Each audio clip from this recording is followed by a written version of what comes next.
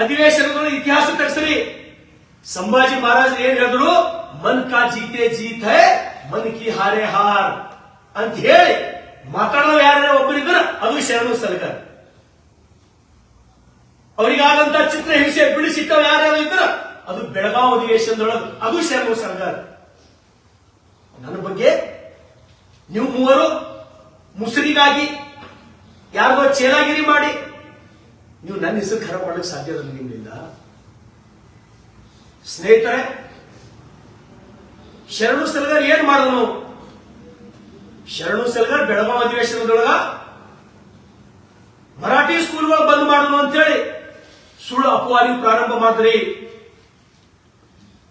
ನಾನು ಹೇಳಿದ್ದೇನು, ವಿಡಿಯೋ ಬೇಕಾದ್ರೆ ಪ್ಲೇ ಮಾಡಿದ್ರೆ ಪ್ಲೇ ಮಾಡ್ತೀನಿ. ನಾನು ವಿಡಿಯೋ ಪ್ಲೇ ಮಾಡ್ತೀನಿ. ದಯಮಾಡಿ ಎಲ್ಲ ಮಾಧ್ಯಮದ ಮಿತ್ರರು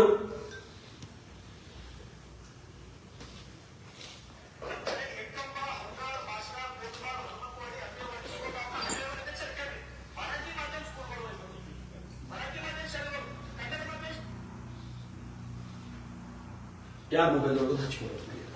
ದಯಮಾಡಿ ಮಾಧ್ಯಮದವರು ನಾನು ಏನ್ ಮಾತಾಡಿದಂತೆ ಕ್ಲಿಯರ್ ಆಗ್ಬೇಕು. ನಾನು ಏನ್ ಮಾತಾಡಿ ತೋರ್ಸ್ ಮಾತಾಡ್ತೀನಿ.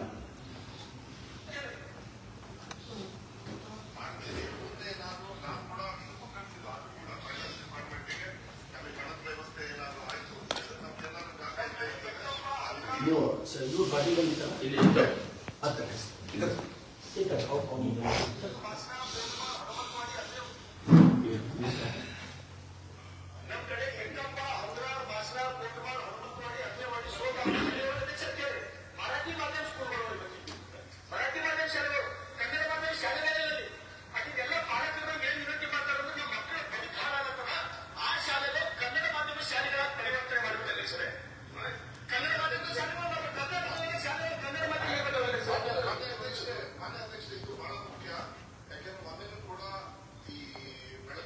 ಎಜುಕೇಶನ್ ಮಿನಿಸ್ಟರ್ ಹೇಳ್ತಾರ. ಏನಂತ ಹೇಳ್ತಾರೆ ಎಜುಕೇಶನ್ ಮಿನಿಸ್ಟರ್? ಇದು ಬಹಳ ಮುಖ್ಯ. ಎದ್ರ ಸಲ ಬಹಳ ಮುಖ್ಯ? Education minister. ಇವರೇನು 3-4 ಮಂದಿ ಎಜುಕೇಶನ್ ಮಿನಿಸ್ಟರ್ಗೆ ನಾನು ಬುದ್ಧಿವಂತ. ಇದು ಬಹಳ ಮುಖ್ಯ ಅಂತ ನಾ ಹೇಳಿಲ್ಲ. ನನ್ನ ಪ್ರಶ್ನೆಗ ಉತ್ತರ ಯಾರು ಕೊಟ್ಟರು?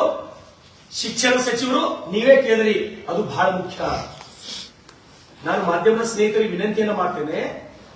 ನಾನು ಬಸವ ಕಲ್ಯಾಣದೊಳಗ ಬಟ್ಗೇರ ಬಾರ್ಡರ್ ಊರದ, ಜಾಜರ ಮುಗಳಿ ಅದ, ಘೊಟಾಳದ, ಸಾಕಷ್ಟು ಊರುಗಳವ. ಅವನೇ ಹೆಸರು ತಗೊಂಡಿಲ್ಲ.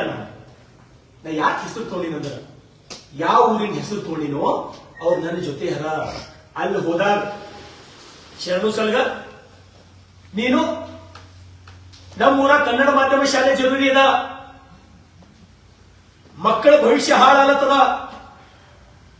ನಮ್ಮ ಮಕ್ಕಳು ಎಕಡೆ ಹತ್ಲಾರ್ದಂಗಾಲತ್ತದ.